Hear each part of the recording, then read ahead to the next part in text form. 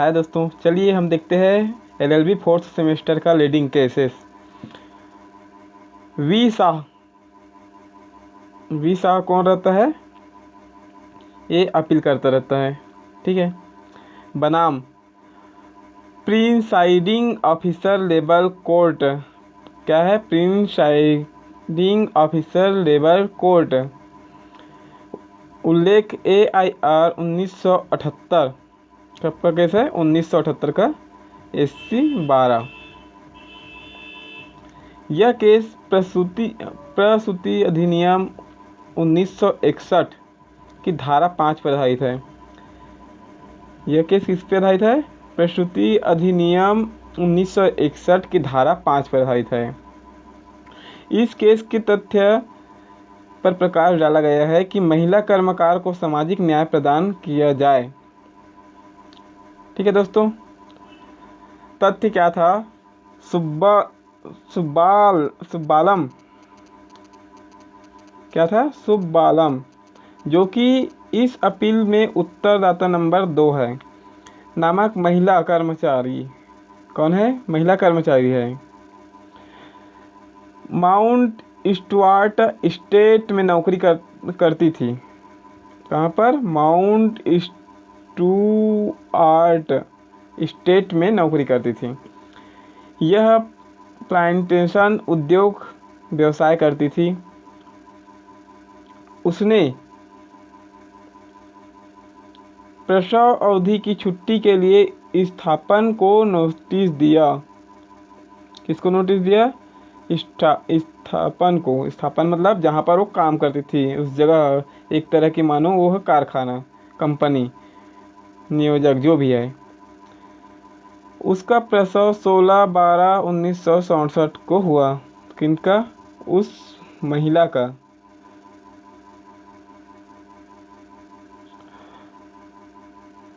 स्थापन ने उसको प्रसूति सुविधा प्रदान की गई। प्रसूति सुविधा तो दे दी गई। यह प्रसूति सुविधा 72 कार्यशील दिवस में दिए जाने के वाले वेतन के रूप में प्रदान की गई। मतलब जो 72 दिन का वो काम करता है उसी दर पर उसको वेतन प्रदान किया गया। रविवार दिन छुट्टी निकाल दिया।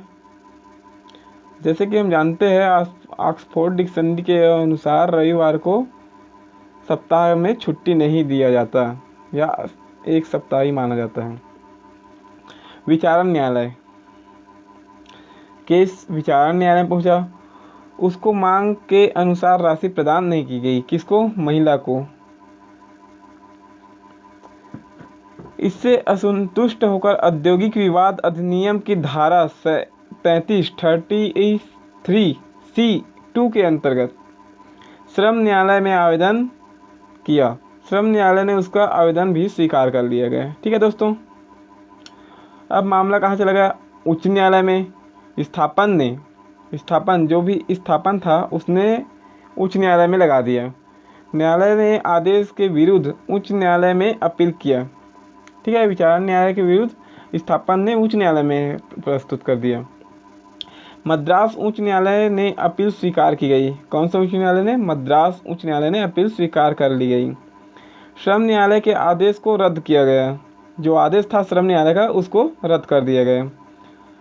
अपील कर्मकार ने, मतलब वो महिला ने, उच्च न्यायालय के एकल पीठ के आदेश के विरुद्ध खंडपीठ न्यायालय में अपील प्रस्तुत कर दिया। किसने? महिला ने अपील कर दिया। अपील स्वीकार की गई। मामला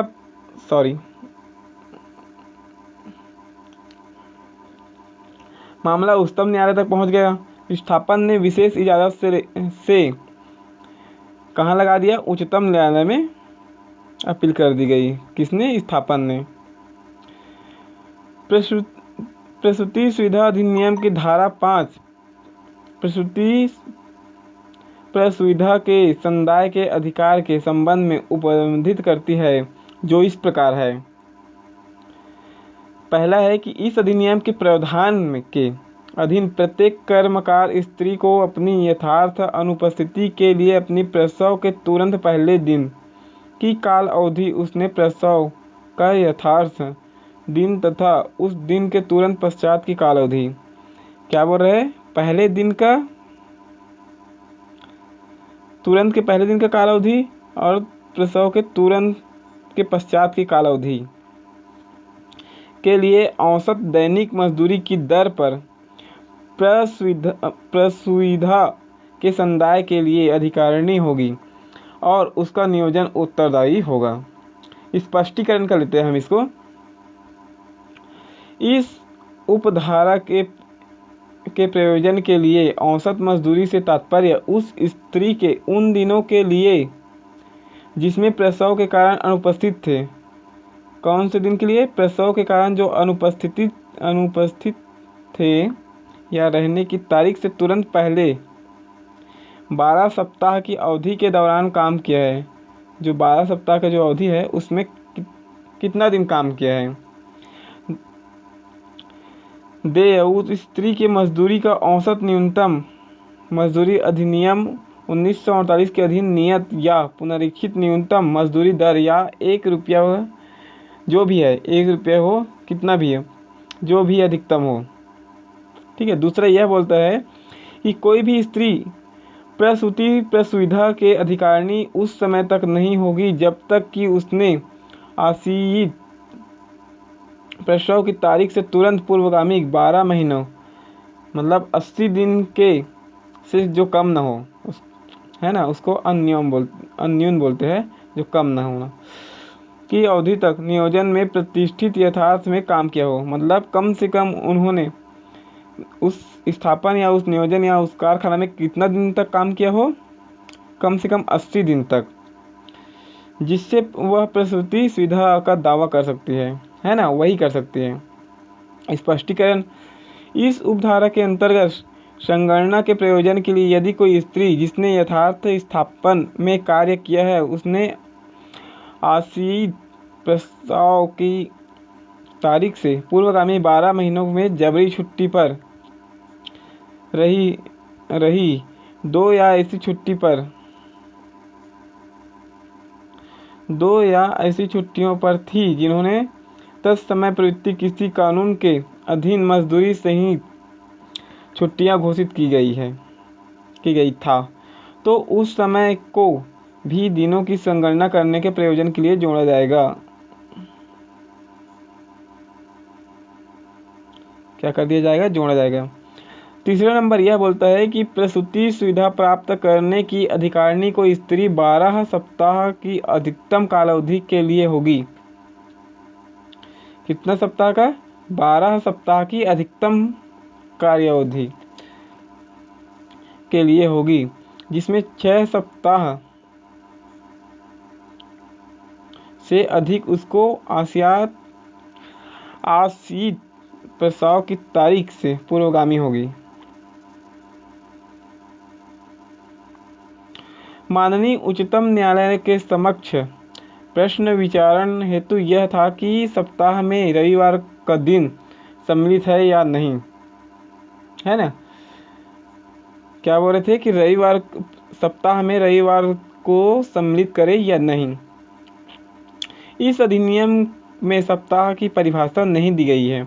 ऑक्सफोर्ड डिक्शनरी, किसके अनुसार? ऑक्सफोर्ड डिक्शनरी के मुताबिक रविवार सम्मिलित है, अतः इस महिला को प्रसूति सुविधा की संगणना में रविवार का दिन भी सम्मिलित किया जाएगा। अपील स्वीकार की गई। ठीक है दोस्तों, अब देखते हैं प्रतिपादित सिद्धांत क्या है।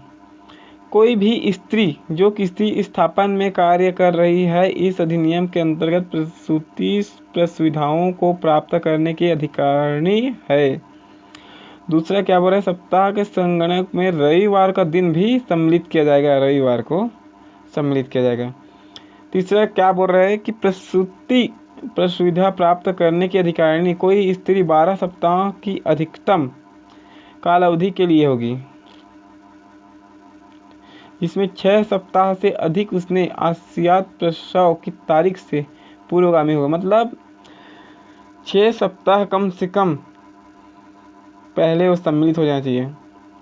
चौथा बोल रहे हैं कि प्रसूति प्रसुविधा अधिनियम 1961 की संरचना महिला के साथ सामाजिक न्याय, क्या है? महिला के साथ सामाजिक न्याय के उद्देश्य के लिए की गई है।